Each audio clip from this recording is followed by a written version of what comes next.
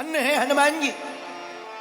इसीलिए वीर बजरंग बली, अरे जितने भी महापुरुषों के जीवन में घटना घटी है, कहीं ना कहीं सत्संग का प्रभाव है? संतों के संग का प्रभाव है। देखो, सत्संग में आने से दृष्टि प्राप्त होती है। दृष्टि कौन सी? विवेक की। और दृष्टि विवेक की, विवेक जागृत हो जाए, दृष्टि बदल जाए तो संत कहते हैं सृष्टि भी बदल जाती है। बोलो जय सिया राम। लेकिन आजकल तो बड़ा उल्टा जमाना है। आजकल कथा भी फोटो तक सीमित हो गई।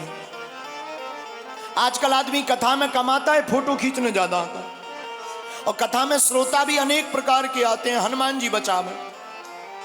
एक राजस्थान का आदमी 12 जिले में ही रह रहा, हमारा चेला है चंगीलाल।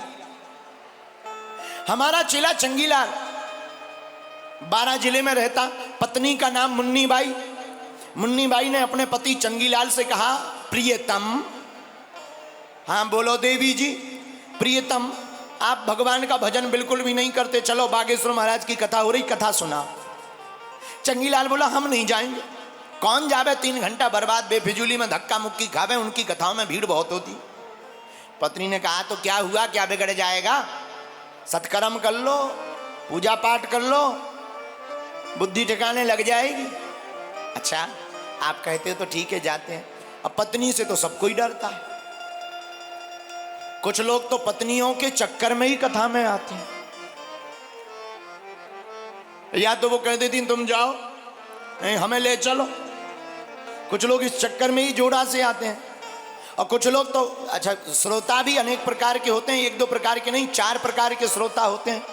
कुछ लोग पड़ोसी के चक्कर में आते हैं। कुछ लोग ऐसे भी आते हैं, घर से चप्पल पहन के नहीं आते, यहां से खाली नहीं जाते। हाँ, ऐसे भी श्रोता होते हैं। बोलो जय सिया राम, जोर से बोलो।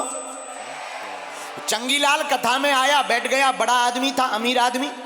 लोगों ने स्वागत किया, आइए आइए आइए, बैठिए। बैठ गए। जिनने कभी कथा ना सुनी हो उनके ऊपर तो पाप छाया ही रहता है। पाप छाया हुआ था। तो एक व्यक्ति ने कहा, आइए बैठिए। और जैसे ही बैठे तो कथा में क्या हुआ, कथा होते के बीच में पाप उठे अकुलाएं, या सोवे या लड़ पड़े या उठ के भग जाएं। कथा के बीच में पाप अकुलाते हैं। और पाप अकुलाते हैं तो या तो देखना तुम बहुत गहरी नींद आएगी। ऐसी नींद आती है कि बिस्तर मिल जाए तो 6 महीना नहीं उठेंगे। हाँ होते ही है। और कई लोग आते ही इसीलिए हैं। एक सज्जन हमारा चेला था हरियाणा का, भारी मोटा, 350 kg का। इतना तो नहीं पर था मोटा। एक हमारा चेला था बहुत मोटा, उसने हमारी कथा करवाई। गुरुजी कथा कर दीजिए। हमने कहा चलो। हम कथा करने गए। 1 दिन हो गया, 2 दिन हो गया, सामने बैठे हो, हम आरती करते ही मंगलाचरण करें वो सो जाए। हमारा दिमाग खराब। हमने 1 दिन देखा, 2 दिन, तीसरे दिन हमसे नहीं रहा गया।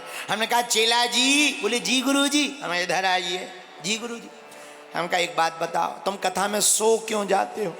शर्म नहीं आती तुम्हें अपने मन से? हम कथा सुनाते हैं तुम सो जाते हो। वो बोला गुरुजी एक बात बताओ, आपकी कथा कितने दिन की है? हमने कहा 7 दिन की है। 3 दिन निकल गए, 4 और बचे।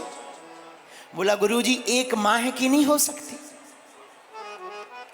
अरे हमने कहा डेट वेट बड़ी दिक्कत है, असंभव है। पर ऐसा क्यों कह रहे हो?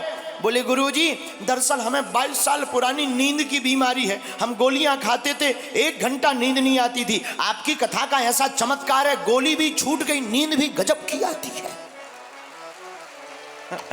बताओ, कथाओं का ऐसा भी लोग प्रयोग करते। बोलो जय सिया राम। तो चंगीलाल आया और कथा में बैठा तो एक सज्जन ने कहा आइए, दूसरे ने कहा बैठिए। और जैसे ही बैठा सोई सो गया। और जब कथा पूरी हो गई तो लोग जगा कर बोले जाइए। और जब घर आया पत्नी ने पूछा कथा सुनी? चंगीलाल राजस्थान का आदमी घाटा थोड़ी खा सकता। पत्नी से बोला सुनी है पूरी। पत्नी ने कहा क्या सुना? बोले 3 ही चीजें, आइए बैठिए जाइए। पत्नी ने कहा मर गए कर्म, पूरी कथा में आइए बैठिए जाइए सुन पाए तुम्हारी ठटरी बर है। पत्नी धीरे से बोली कोई बात नहीं, कम से कम गए तो ठीक। एक काम करो, ये जो आपने सुना है कथा में इसका जाप करो, जाप मंत्र है ये, इसका जाप करोगे कल्याण हो जाएगा। अब फिर क्या, चंगीलाल दिन भर गाने लगा, आइए बैठिए जाइए, आइए बैठिए जाइए, आइए बैठिए जाइए, आइए बैठिए जाइए। रात हो गई, नींद आवे ना, सोने को दिल करता नहीं, आज बैठा बैठा वही भजन कर रहा, आइए बैठिए जाइए, मंत्र जाप कर रहा, आइए बैठिए जाइए। किस्मत की बात है, रात को उसके घर में चोर घुसे, चोर घुसे तो ये तो मंत्र जाप कर रहा था, आइए। इसने जहां कहा आइए, चोरों को लगा देख लिया,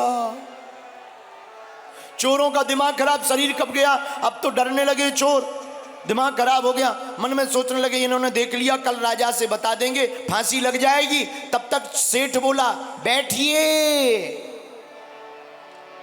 और जैसे ही बैठने को कहा तो वो दौड़ने की तैयारी करने लगा, सोई जोर से बोला सेठ जाइए। सो चोर चरणों में साष्टांग दंडवत करते हुए गिर पड़े, हमें क्षमा कर दो, हमें माफ कर दो, माफ कर दो। सेठ चंगीलाल डर गया, दिमाग खराब हो गया कि हे भगवान कहीं मंत्र सिद्ध तो नहीं हो गया, चमत्कार तो नहीं हो गया, देवता प्रकट तो नहीं हो गया। लाइट जलाई, देखा कौन हो, बोले हमें क्षमा कर दो, आप तो सब जानते हो। सेठ बोले हम नहीं जानते। अरे बोले आप हमें पहचान गए। अरे बोले हम नहीं पहचाने। चंगीलाल बोला हम नहीं पहचाने। चोर बोला कैसे नहीं पहचाने, अगर ना पहचानते तो कहते आइए बैठिए जाइए। सेठ बोला सच सच बताओ कौन हो। उसने परिचय दिया, हम चोर हैं, चोरी के इरादे से आए थे, आपने देख लिया, अब हम लौटकर कभी चोरी नहीं करेंगे। चोर तो चले गए।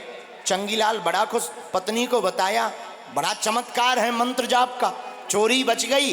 पत्नी ने बड़ी प्यार से बड़ी ऊंची बात बोली, बोली पति देव स्वामी प्राण प्रिय, देखा तुमने, एक झूठी बात पकड़ लेने से कथा में जो सार की नहीं है उसको भी तुमने पकड़ लिया, फिर तो उसको पकड़ने से सांसारिक चोर भाग गया। अगर तुम कथा में बैठकर सत्य बात पकड़ लेते तो मन के चोर भी भाग जाते।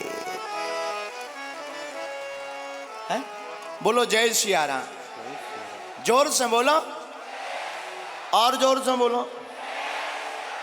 इसीलिए राजस्थान के लोगों हमारी एक ही प्रार्थना है, बोलो क्या, भगवान की कथा में समय निकाला करो, सुबह शाम थोड़ा सत्संग किया करो।